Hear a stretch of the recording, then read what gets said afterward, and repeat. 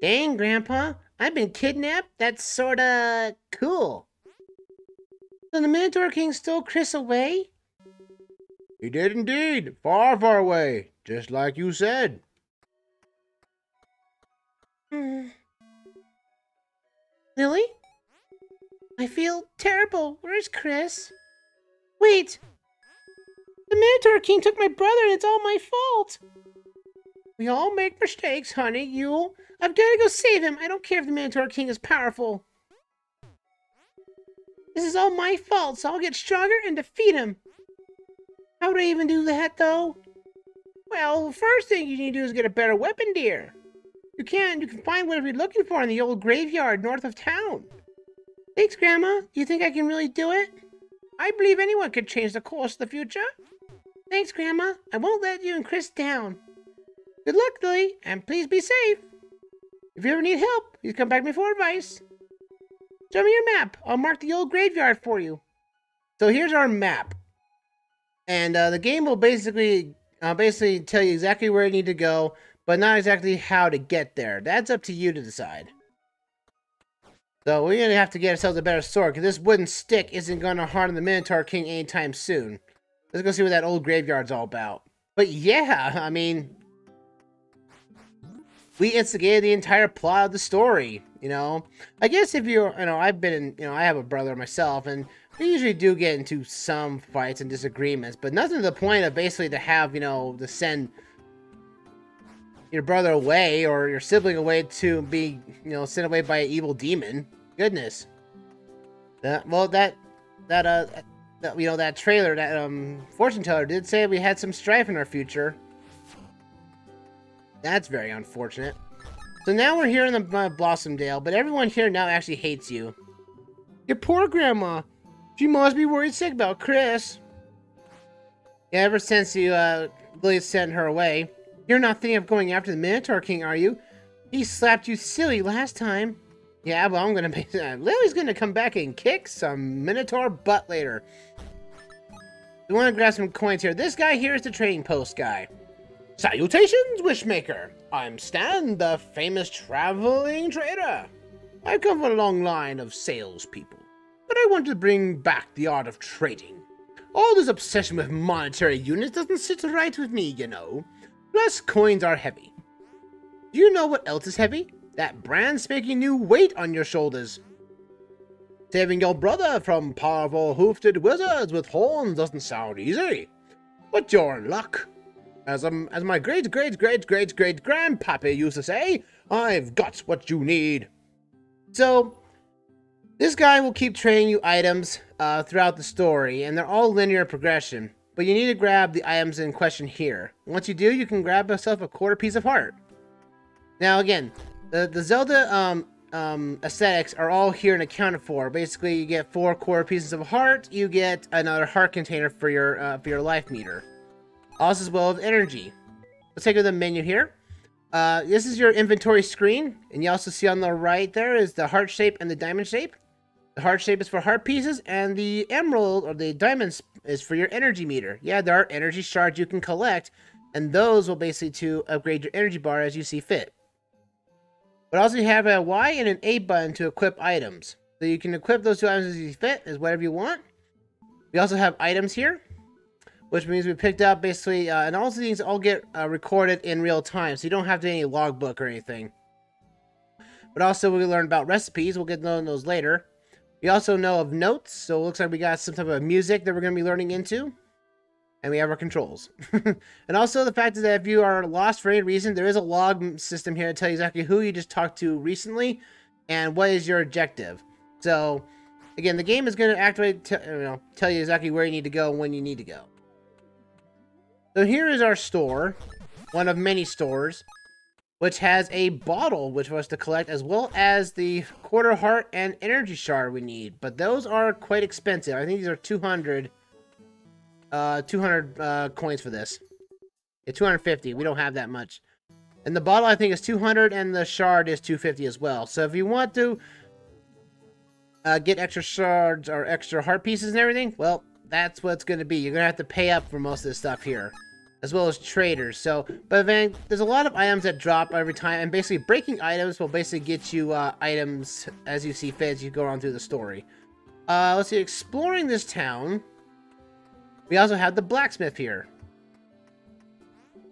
Lilly, I've been trying to think of some way I could help you on your quest to rescue your brother. There is a very ancient weapon called a bow. It shoots pointy things called arrows. I could build one for you if I had the materials. For some reason, I'm not getting any shipments from Anchor Town. If you're over that way, maybe you could check things out? Sure, so if we go back to Anchor Town, we might actually find those. That's going to be a town we're going to get into later, so... over here is the potion room. We'll get to the potions. We haven't learned about potions yet, but we'll learn. But that's where you can actually go and craft them. You'll learn recipes as you go along through the story, and the more recipes you get, that's basically for those are potions that you can create. And the potions in this game are absolutely broken, and we'll get to those once we get those.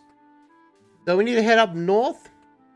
This right here is the tabard, where we can actually go up here and get ourselves some extra coins and whatnot. Let's see. Give me some coins. I can't break this yet. We'll have to come up here later. There's actually chests underneath these barrels here, but we can't break them right now. So, if we want to get some extra coins, we're going to have to wait for that for a bit. So, anyway, but again, it's good to grind up with as much money as you can, just because everything gets very expensive. Like 250 coins just for a piece of heart. And luckily, though, every time you go into enter a screen, though, the items that are breakable respawn, so you can basically grind for that. But here we go. Am I too late for the festival? Serves me right for trying to use this dang nabbit thing. Where are my manners? Allow me to introduce myself. Grand Sky Wizard Cornelius the Blue. And this contraption is my most recent invention, a magic hot air balloon. Why magic? One can summon it from any of the balloon platforms I made across the kingdom. Sadly, I've just discovered I have a crippling fear of heights. It took me over 7 hours to get here. Had to fly real low and real slow. I fear my beautiful balloon will never majestically take to the skies. Unless, perhaps it can be useful to you. Where you find a platform, use to call my magic balloon and fly to other platforms you found. Happy floating! So that is now our fast travel point. As soon as we find another one of these, we can use it to access the map and find out exactly where we can warp to at any given time. So it's not going to be useful to us now because we only have the one spot, but it will become very useful later on, so bear that in mind. Let's see, we cut some more coins here, some stuff. If you see a tree, I think of a... Sometimes if you attack a tree or a bush or something like that, you'll drop items. Oh, we got an enemy, a snake. Snakes are evil. Evil. I don't want to deal with snakes right now at the moment. Thank you. Let's see. Also, this music. The music in this game is actually pretty good. There's not very many music tracks in it, but it is. But the fact that it still reflects on that whole SNES transition of music and everything. It's almost that seems as a common thing with most indie games. They always just stay in the 16-bit era mostly. Let's open up this gate and let's go into the graveyard. Ah, yes, the graveyard. There's always a graveyard in these fantasy worlds. We're in an action of ghosts, but we can't actually harm these ghosts right now. But these ghosts will harm you as a result of it, though. They are enemies. Oh no! Oh, there's some cauldrons here, or some lanterns here. What's this guy here? Who's he here? Hey, buddy. How long have I been here? I only sat down for a quick rest. I was trying to enter the catacombs when a bunch of raffle specters attacked me. You're trying to get inside too, huh? It's not worth it, believe me. I'm not scared. You ain't afraid of no ghosts, huh? I admire your courage. Use this lantern to fend off the spirits and brighten things up around here. So we get our first item, the lantern. I'm getting out of here before waking up in some truly terrifying. So you can use the lantern. It does use up energy as you hang on to it. But you can use it to basically burn up ghosts. So that's nice. We need to light up these little lantern spots here. As well as watch out for any ghosts that come near us, and have the ghosts burn themselves away. There we go.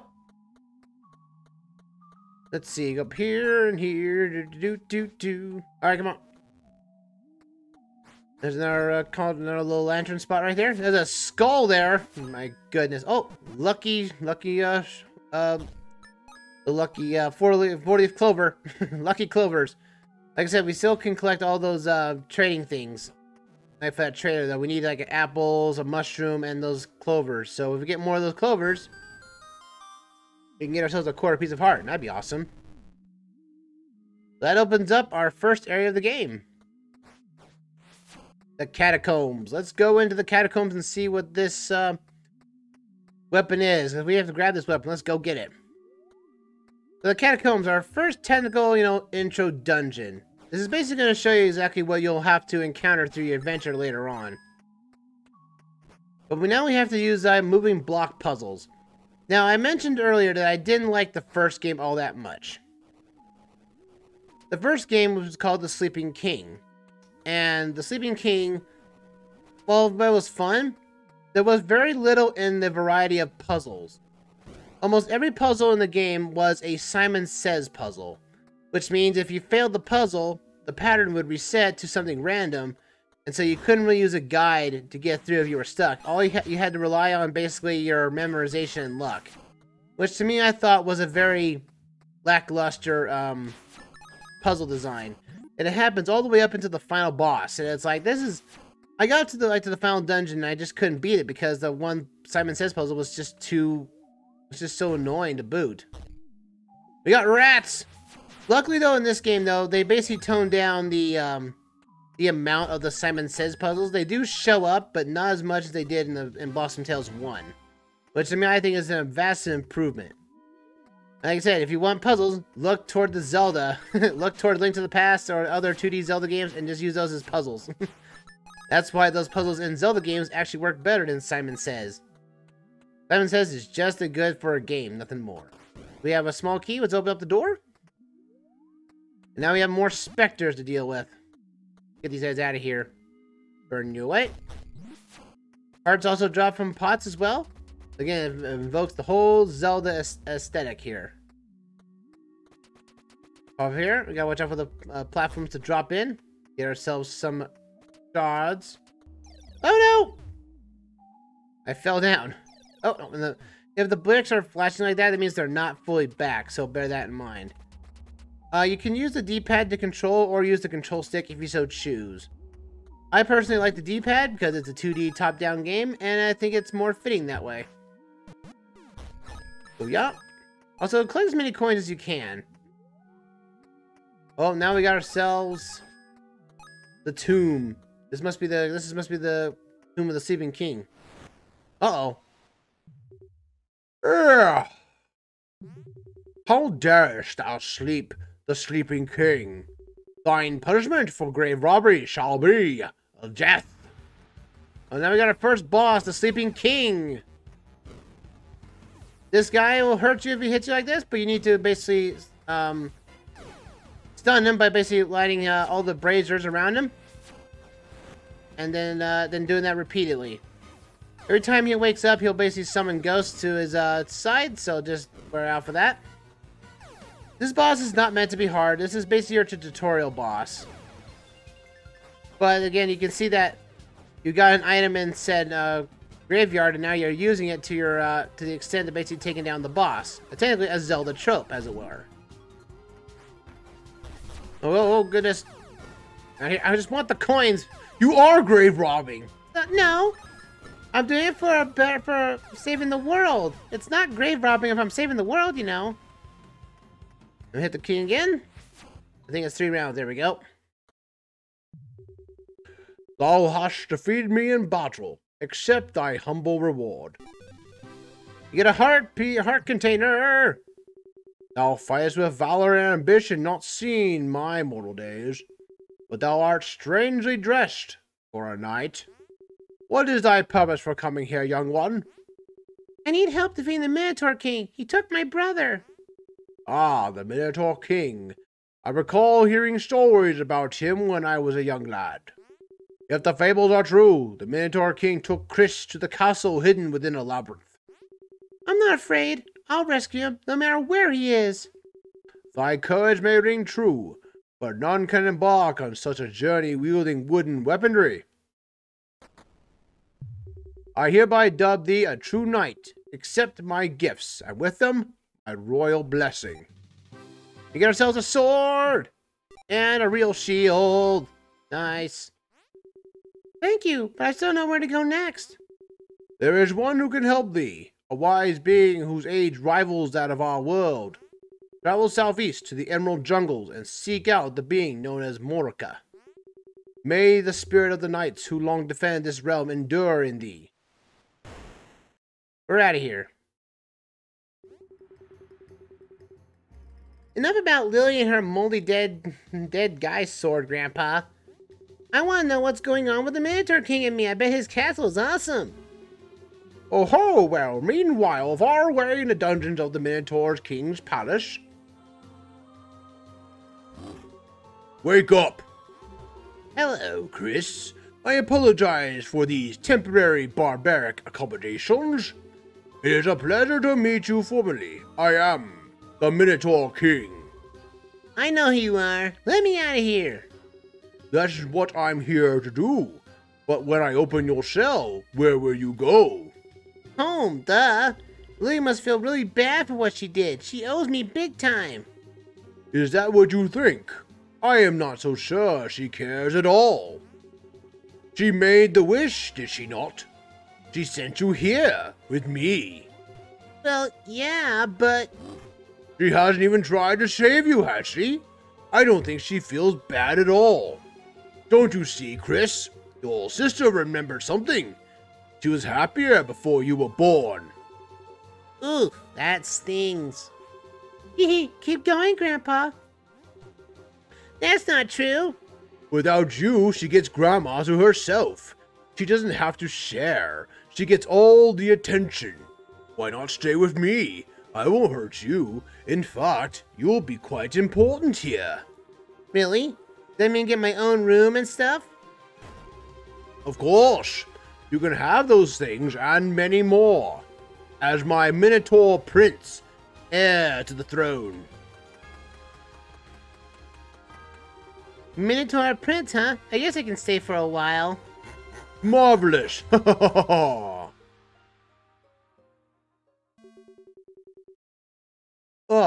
But Lilly was looking for Chris. With royal weapons in hand, she began heading southeast towards the Emerald Jungle.